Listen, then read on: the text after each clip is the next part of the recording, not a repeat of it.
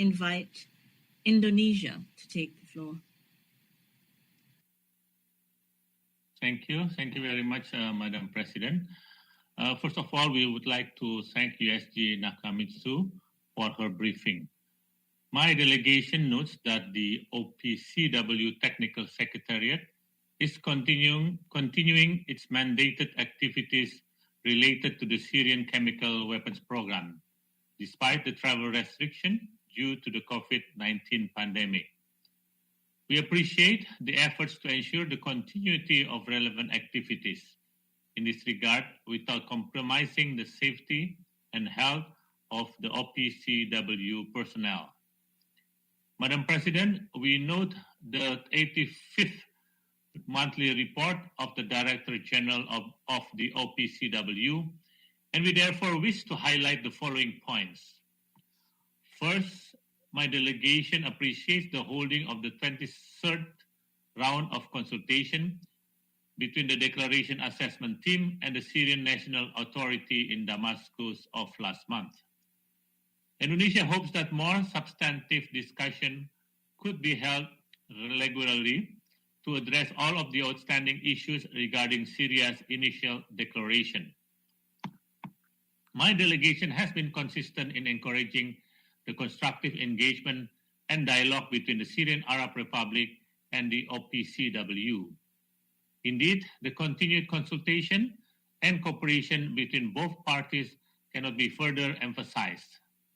Second, we recognize that the fact-finding mission continues to study all available information related to allegation of the use of chemical weapons in the Syrian Arab Republic.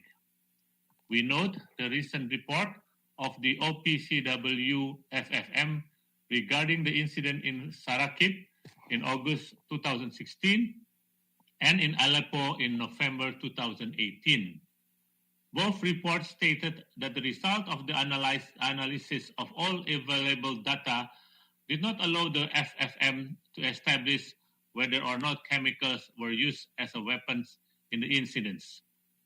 My delegation looks forward to receiving future results of the FFM's works. Without comprehensive analysis, it is always important to avoid the temptation to jump to any conclusion and take one-sided interpretation of the OPCW technical reports. The third point is the support of all relevant parties, including in this council, based on good faith and without politicization of the issue, is key to advancing the progress of this dossier. Madam President, Indonesia also notes the report of the OPCW Director General dated October 16 regarding the implementation of the OPCW Executive Council decision, which was adopted on 9th of July 2020. In addition, we note the response letters by the Syrian Arab Republic dated November 4th to the DG of the OPCW and its commitment to continue working with the OPCW Technical Secretariat.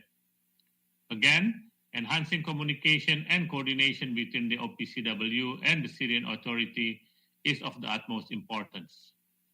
Before concluding, Indonesia wishes to emphasize the importance for this Council to continue the discussion on this issue in a comprehensive manner, consistent with the ongoing process in The Hague. My delegation believes that our monthly discussion in this Council must add value to the relevant work of the OPCW and eventually assist to permanently close this issue. We believe this idea is becoming more relevant now, especially prior to the convening of the Conference of the State Parties of the Chemical Weapons Convention by the end of this month in The Hague. In this regard, unity of the Council is something that we all have to strive on. Lastly, Madam President, I would like to take this opportunity to once again state my delegation's firm position that the use of chemical weapons anywhere at any time by anybody under any circumstances cannot be justified, and the perpetrators must be held accountable. I thank you, Madam President. I thank the representative of Indonesia for his statement, and I now invite the representative of Germany.